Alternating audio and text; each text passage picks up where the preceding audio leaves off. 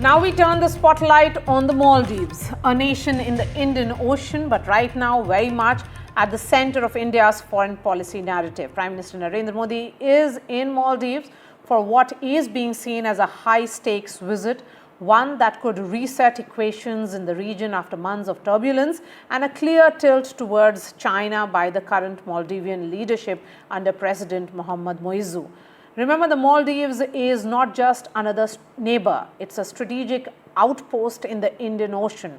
It is critical for India's security calculus and maritime influence. But ties, remember, hit a rough patch after Muizzu's India Out campaign, the demand to remove Indian military personnel and a series of signals that suggested Malé was warming up to Beijing. China, of course, has deep pockets and strategic intent seen through projects such as BELT. But this visit by Prime Minister Modi is about course correction. It's about ensuring that India remains the preferred partner for Maldives in development, security, and regional stability. Here's all that happened today, and then I bring in the guests.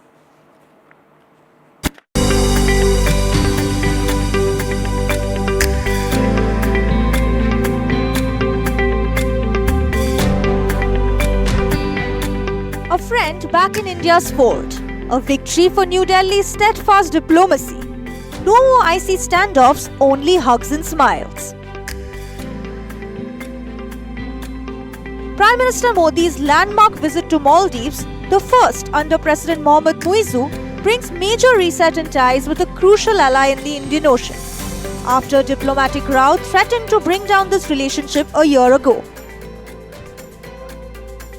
The Prime Minister, on a two-day visit to Maldives, was received personally by the Maldivian President, a gesture of goodwill, and was warmly welcomed by a sea of colourful Indian diaspora.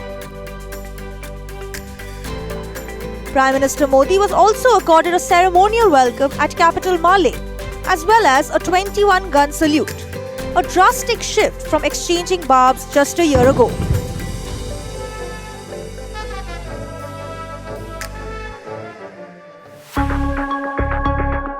This visit was more than just photo ops and symbolism. New Delhi and Maldives inked key deals, with India extending a line of credit to Maldives of Rs 4,850 crores, inaugurating crucial India-backed development projects, handing over 72 vehicles, as well as launching negotiations for the India-Maldives Free Trade Agreement. For us, it is always friendship first. आपसी निवेश को गति देने के लिए हम शीघ्र ही bilateral investment treaty finalise करने की दिशा में काम करेंगे। फ्री ट्रेड एग्रीमेंट पर भी बातचीत शुरू हो गई है। अब हमारा लक्ष्य है from paper work to prosperity. I'm also pleased to announce the initiation of negotiations for a free trade agreement between India and the Maldives. This landmark initiative marks a significant step forward in strengthening our economic partnership. Just 18 months ago, President Muizzu campaigned on an India Out platform, echoing his predecessor Abdullah Yameen, insisting that all Indian military personnel, even in civilian clothing, leave the Maldives by May 10th. India complied, replacing its presence with technical staff just in time. Junior Maldivian ministers also made derogatory remarks about Prime Minister Modi, sparking a boycott Maldives trend across Indian social media.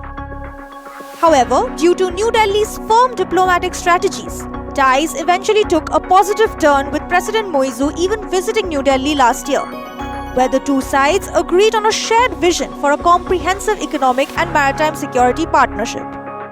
Well, Prime Minister Narendra Modi is in Malé, in Maldives, and he's going to be the special chief guest at the 60th Independence Day celebrations of this island country. And Maldives' president has in fact now congratulated Prime Minister Modi for being the second longest serving Prime Minister of India. Tonight, we are delighted to reciprocate that friendship and goodwill in the spirit of the close ties between our two nations. Excellency, first of all, let me convey my heartiest congratulations to Your Excellency on becoming the second longest serving Prime Minister of India today. This remarkable milestone, 4,078 consecutive days in office, is a testament to your unwavering commitment to public service and dedication to the progress and prosperity of the Indian people. And let me go straight to Male, where Vasudha Venugopal is joining us live. All the right words, all the right tone and tenor. Vasudha, I mean, it can't get better than this. It certainly seems to be a high as far as India-Maldives equations are concerned.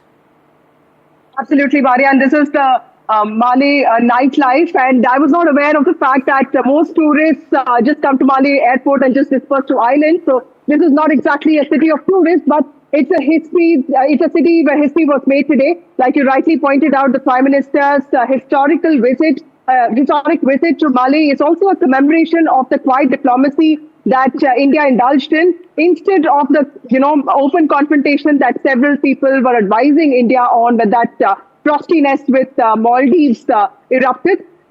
Today, what happened is also not just a resetting of ties between India and Maldives, but also a commemoration of these kind of efforts that India has been putting in to ensure that its relationship with partners who suddenly turn hostile don't go dry. Vikram Misri, the Foreign Secretary, was asked today an interesting question by a journalist from Maldives, that do you want the Maldives government to apologize, because several derogatory comments were made. And he said a very nice thing, that I would rather move forward because I know that such things might keep happening, but our understanding, our relationship is based on friendship, and that is what comes first. And Prime Minister also said, for us, it's friendship that comes first. Tomorrow, the Prime Minister is attending as the chief guest, as the guest of honor, the 60th anniversary celebrations of Maldives. It's also, incidentally, the 60th year of diplomatic relations between India and Maldives. And Maria, more importantly, this is the first visit of an Indian Prime Minister since 2008 in a non-MDP government. So, MDP is the party that has always favored India, unlike the other parties, and there is another party that is in power, especially Mohamed Muizzu, was known to have pro-China tendencies, but India, with the kind of economic incentives and with the kind of help that it rendered, and look at the outcomes that India has announced today along with Maldives, clearly shows that this is a relationship that it wants to put in a lot of detail into. All right, Vasudha, you can enjoy the nightlife a bit before you start reporting again tomorrow morning. Thank you so much for joining us.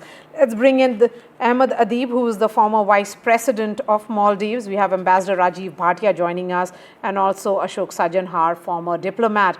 Ahmed Adeeb, how does this visit of Prime Minister Modi tie into India's broader Indo-Pacific strategy, and how is Maldives in particular benefiting out of this? I would say what we are witnessing today is a strategic realignment. Delhi and Male turning the page towards a deeper economic integration and regional stability. Prime Minister Modi's visit isn't just symbolic. It delivered concrete credit lines, trade talks, and security cooperation. I would say this is a win-win moment for Maldives development and India's neighborhood first policy. As we have seen from last year, how we have come up to this day, I would say it's a milestone achieved, and I would say it's a resetting of our relationship like never before. And also, I hope that this is an opportunity that our president and the government will take it forward in a more solidified way. So it's been a long way, but I believe, as your reporter mentioned, it was the patience of India. India was very mature to handle it with the new government coming in, who inherited India Out campaign by the predecessor, President Yamin, and President Muizzu and his ministers. They got the first-hand experience of dealing with other countries, and by experience, they have, I believe, they have learned that India goes out of the way and being the right strategic partner that has been always there. And then I believe they have readjusted their course, and I think it's in the correct direction. Okay. Ambassador Sajanhar, is Maldives becoming the new battleground for India-China rivalry, and what are the implications for regional security? Yeah, thank you very much, Maria. You see, India does not want any battles in its neighborhood. India wants peace, tranquility, security in its neighborhood. And that is what it is seeking to do. You know, India's policy, neighborhood first, basically to integrate the neighboring countries and make, have an interdependent system. Also, the Mahasagar is basically, mutual and holistic advancements for security and growth across regions. So I think these are basically, they focus on development, they focus on prosperity, they focus on peace. So definitely not a battleground. We have considerable strengths in terms of our partnership, in terms of our relationship with Maldives, and we can take them forward. That is what we have been doing. So, as the previous speaker has also said, while there were so many barbs that were hurled at India, but India followed the policy of strategic restraint. India followed the policy of patience. India followed the policy of resilience, determination to take the relationship forward. And I think Maldives has also realized that when it really comes to the crunch, then there is no replacement for India. Whether it is financial assistance, whether it is, when it was vaccines that were required to deal with the COVID-19 pandemic, whether it was in terms of when the water plant, purification plant failed, it is India. India is in the vicinity. In Maldives is just literally a stone's throw from Maldives. So I think it is there is a great interdependence, and both Maldives also seems to have realized that very soon. Okay, so Ambassador Bhatia, what does this visit actually signal to other neighbors like Sri Lanka and Bangladesh about India's commitment to the region? I think the South Asian perspective is very crucial. Talking quite frankly, we know that we have many challenges in this region in terms of fully implementing and optimally securing our neighborhood first policy. But I think the government is trying step by step, stone by stone, to reconstruct and strengthen and deepen ties with the neighbors. It has had considerable success in Sri Lanka. It has had even more spectacular success now in Maldives. Mind you, with Maldives, we have had consistently good relations. I remember very vividly when I was in charge of the Maldives division. Since the beginning, the relationship was very cordial and cooperative, always growing from strength to strength. And yet, in a neighborhood situation, sometimes the relations go up and down, which is exactly what happened here. But as my colleague Ashok said, it is the triumph of a blend of resilience, patience, and imagination. And I want to also finally stress the point that this is not happening haphazardly. It is happening as part of a plan. Last October, the vision for the long-term situation was developed by the two governments called the Economic and Maritime Security Strategic Partnership. And we are seeing a major part of that now getting implemented. We have to remember finally that there will be challenges ahead. It is in the nature of the business here. But as long as we keep working on it, and particularly if we could reach the message to the people of Maldives that we respect you, we treat you as our equal, we are here for a mutually beneficial relationship, I have no doubt that things will keep moving progressively.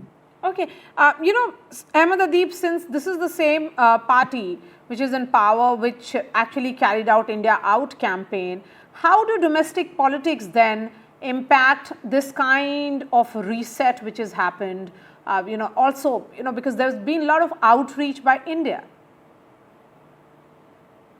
Yeah, so yes, this party, when they were campaigning, there was an element of India Out campaign which was there. It was initiated by the former President Yamin, which was the leader of the party as well at that time, but he could not contest, and Mr. Dr. Muiz, the current president, got the ticket. And then by the time he has taken the oath, there's been fallout with the President Yamin.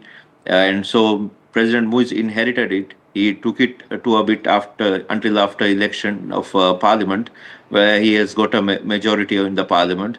So I believe after President Muiz got his own authority to govern, and also in the party, he has taken it towards I would say building relationship with India. So I believe it was a political movement. It was not people-to-people movement, but it was more political because we have a long history of our people going to India. We have same cuisine. We love Bollywood movies. We go even for our basic medicals to India. So there's a lot of affinity between people to people between Maldives and India. Yes. So it was just politics. Yes, and that's why Ambassador Sajjanar, India's development model has in fact focused on community and capacity building. Do you think that is sustainable for Maldives?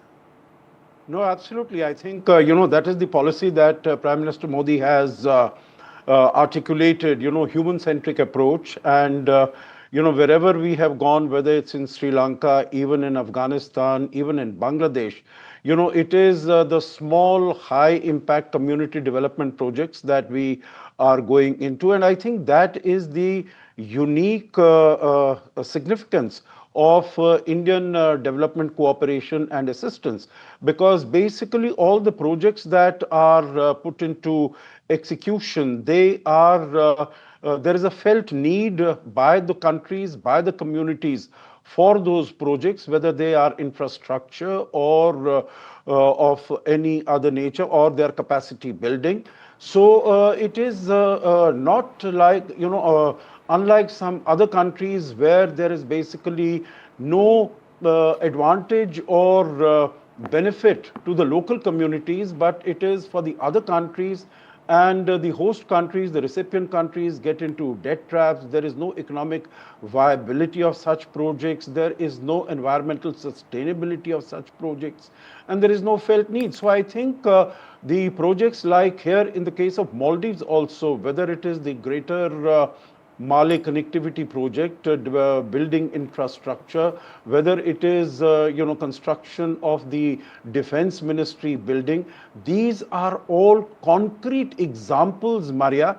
And this is our development cooperation model, which we have been taking to different countries, and with excellent results. Okay, I have just enough time for Ambassador Bhatia. Ambassador Bhatia, does Prime Minister Modi's visit actually give political mileage to, Mr. Muizzu domestically, despite his anti-India rhetoric earlier? Well, I think, it is a question that should be answered directly, which is essentially the fact that friendship with India, cooperation with India, securing reasonable benefits from Indian assistance is in the interest of much of Maldives. There may be a tiny minority which may have some bias or prejudice, but India will win by its own acts, by its own generosity, and by its attitude of respect and sense of equality towards Maldives. I think we have to remember that here is a big country dealing with a small country, and it's particularly important that we show adequate respect and sensitivity to that partner.